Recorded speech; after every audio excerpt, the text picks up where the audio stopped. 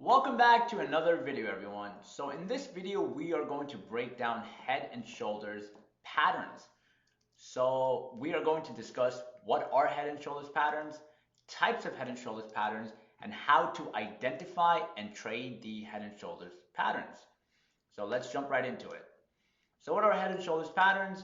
These are trend reversal chart patterns that are formed with three peaks.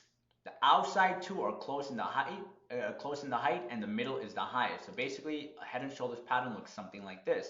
It's very similar to a triple top, but the middle top or the second top has a higher peak, right? So I'll break that down. Now, before I break it down, I want you to understand there's two types of head and shoulders patterns. One is just a head and shoulders pattern, and the other is an inverse head and shoulders pattern, right? It's the opposite of the head and shoulders pattern, it's flipped around. So let's break the first one down. So head and shoulders pattern. It's a trend reversal chart pattern that is formed by a peak, known as a shoulder, followed by a higher peak, right, known by the head, and followed by another peak known as the shoulder. The stock starts as an uptrend. It has to be going in an uptrend. Once it formulates this pattern, the uptrend now starts reversing. The pattern is completed once the stock breaks the neckline. Keep in mind, that's the neckline. Very similar to the double top, triple top, double bottom pattern. It needs to break the neckline for the pattern to be in effect. So basically, stock goes on an uptrend, hits the first high, pulls back, establishes the neckline. The second move up, the stock moves higher, right? Instead of a triple top, how it moves around the same level, in a head and shoulders pattern, the second top moves higher. Stock pulls back to the neckline area, goes back up, tries one more time, forms another shoulder, and boom, we see a breakdown. Remember, the breakdown is in effect if and when the stock breaks the neckline. Very, very important to understand that. So now let's look at an example.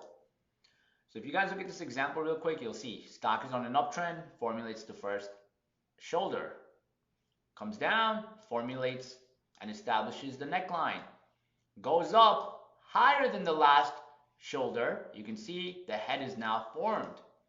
Stock now comes back, retests the neckline area, formulates one more shoulder, breaks out. Was that a strong breakout? Yes, strong breakout. You can see volume is picking up, very strong breakout. Stock moves down, and now this is where it kind of gets interesting. Instead of it just selling off and breaking down, what does it do? It now retests the shoulder. It's now retesting the neckline and then continues the sell-off. And look at that sell-off, strong sell-off. Sometimes, right, you guys might see a retest. Sometimes you guys might see a stock breaking down and then retesting the level it broke down from, and then the continuation happens. You as a trader need to understand your trade kicks in here. Let's see where your trade kicks in. You're taking your trade, right? You're setting your stop loss. All those things are set out. But sometimes if it is retesting, what you can do as a trader is keep watching and seeing if the sell-off continues. If the sell-off continues like this, you now have a higher confirmation. You can always add more. You can see strong sell-off going on and take the trade from there. You can see it breaks the $25 mark, right? Retest the $25 mark and sells off all the way to about $18, $17. Nice head and shoulders pattern on a daily chart on this one. Here's another example. Now this one's a little bit different. You can see stock goes on an uptrend, right? Formulates the first shoulder, comes back to the neckline, formulates the head, comes back to the neckline, formulates another head, and then you can see breakdown, retest, and continuation sell off. Now if you notice something about the neckline here, you'll notice the neckline is not straight. Now what you have to notice is the neckline will not always be straight on a head and shoulders pattern. Sometimes you may get a trend line. That trend line also works as our support level, also works as our neckline area, right? So if that gets broken, as you guys can see, it gets broken, strong break, look at the volume, right? Strong volume, strong sell-off, nice red candle, retest around that area, doesn't have to be perfect, boom, continuation sell-off. right? Now, if you notice something else as well, you'll notice that these patterns are not perfectly shown the way you guys see in textbooks, right? They're not perfectly shown like you see in textbooks. So what you have to understand is you have to understand the context behind these patterns. What is happening in these patterns? What is the psychology behind them so you get a deeper understanding? So what's the psychology behind the head and shoulders pattern? So the psychology is as the price falls from the market high, this is the market high, the head, right? Sellers have begun to enter the market and there is less aggressive buying. So maybe short sellers are stepping in as the stock maybe gets lower and is unable to go to a higher point. Buyers are getting weaker. There's more people shorting or people just exiting their position, right? Next, as the neckline is approached, many people who bought in the wave higher or bought on the rally, bought on the wave higher or on the rally, right? In the right shoulder are now proven wrong. On this shoulder, they are now proven wrong and are facing large losses.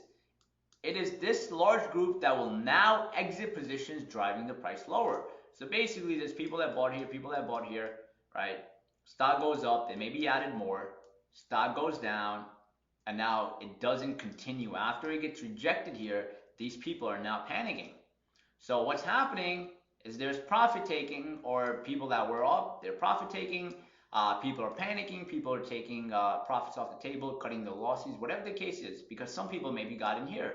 Some people got in on the break here. A lot of different situations could have happened, but the whole idea is once this starts forming the shoulder, there's not a lot of interested people here anymore.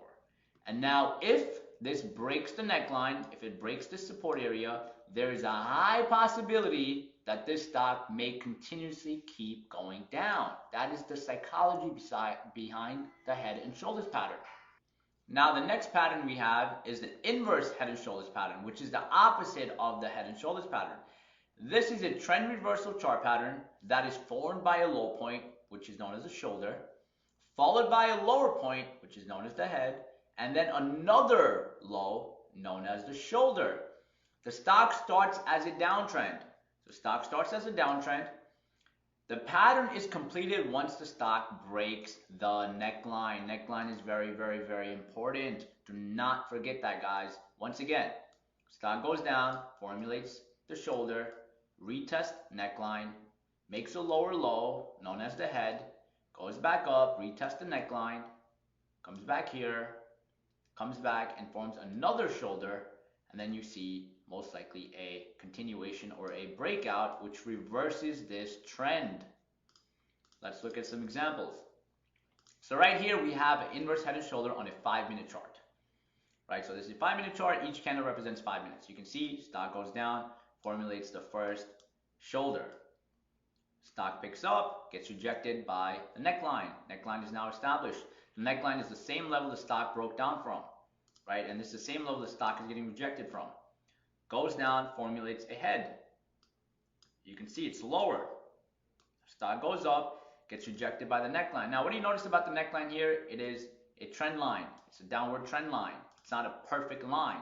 You can see gets rejected, formulates another shoulder, and then breaks out, strong volume, showcasing a strong move up. Even if you don't want to take the trade here, that's totally fine. You can always take the trade on the break of this resistance point. That would be a higher confirmed and higher probability trade, and you can see stock starts reversing.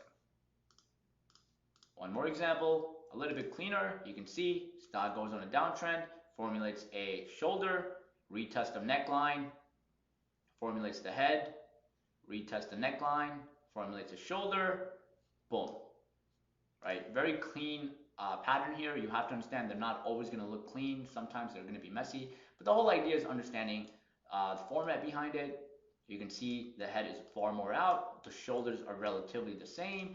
And that the neckline doesn't always have to be straight. It can sometimes be slanted. Right, it can be a trend line. Now, what's the psychology of inverse head and shoulder? Right, as prices fall from market low, right, as prices fall to a market low, buyers have begun to enter the market and there is less aggressive selling, right? Next, as a neckline is approached, many people who shorted in the final wave, lower or shorted on the decline in the right shoulder are now proven wrong. and facing large losses. It is this large group that will now exit positions, driving the price higher. So people probably shorted, people probably shorted here. As I see the stock is holding, they're now covering. They're now exiting their short positions, which is bringing in buying pressure. Now that buying pressure becomes very extreme if the stock can break that point. If it breaks that point, we get an extreme high probability that the downtrend has now ended and we are now about to go on an uptrend, or the stock is possibly going to go higher.